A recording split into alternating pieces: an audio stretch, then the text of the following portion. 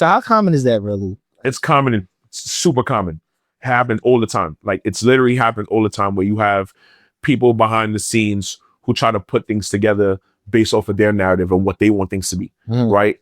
And they don't like people like myself. They don't like people like Jalen Brown because we don't operate within that system. Like I had somebody within like within a game, like I'm coaching against another team, and the opposite coach asked me, he's like, "Yo, what's your story? Where you come from? Like, how did you get this coach?" Like, because he's like, he realized like, oh, I didn't go through the traditional way of getting it. There wasn't a situation as in like I was assistant coach here, and then my head coach ended up retiring or something happened. I got the job. It was kind of like the school had a coach before last year, and then there was quiet for a while, and then this guy comes out to see, and and it's not like a situation as in like black guy too.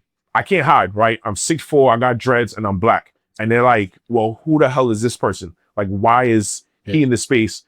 And like I always tell people, like the thing that I like, the fact is the school that I'm connected to, right? I look at it as, well, it's an Ivy League school for high schoolers. Like the academics in my school is top notch. And that's something that I really appreciate because, what I try to preach to my girls or any of the kids I come in contact with, try to get all the money you can, right? A lot of kids sometimes when they well, hold on. Yeah. What you mean get all the money that you could? All right, so I'll break it down this way, right?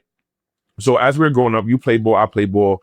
The whole thing is like, yo, what you want to do in college? I want to go D1, right? And everybody's like, well, that's the kind of buzzword to say. I want to go D1, right? And it's like, all right, cool. That's the cool thing to say, but there's an actual process for a D1 athlete, right? Yeah. There's a certain stature, there's a certain height, there's a lot of different things to climb that ladder. But when I say get all the money you can, it's because it goes beyond this D1. Like you can go to a high level D2 school and be a full scholarship athlete, right? And how those packages are put together in many different ways. So if let's say, for example, you're a kid who's a 4.0 student in high school, right?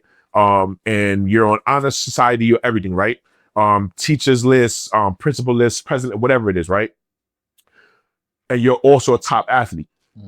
The way that they put your package together, it might not be all athletic money, right? Because there's a budget for that, right? When you look at the coaches and stuff like that and the things that they're doing on a college level, they have a budget, right? And within that budget, they have to be able to say who I'm going to give X amount of money for a student athlete, and who I'm going to try to do a package where this person's getting a lot of their money from academics, right? That doesn't mean that you're a lesser athlete than the person who's full scholarship. It just means that your package is different.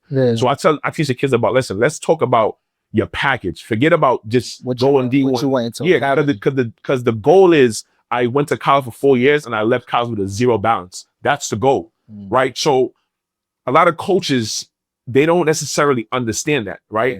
And a lot of people and parents don't understand that. So my knowledge behind those things is what comes into play of like me teaching my kids, right? It doesn't matter what the package looks like. As long as our goal is I went to school for free, right? And I graduated for free. So now when I get X job, if I go to WNBA, if I end up being a doctor, or maybe I'm in media, or I'm doing like sports medicine or whatever like that, I got that job with a zero student debt.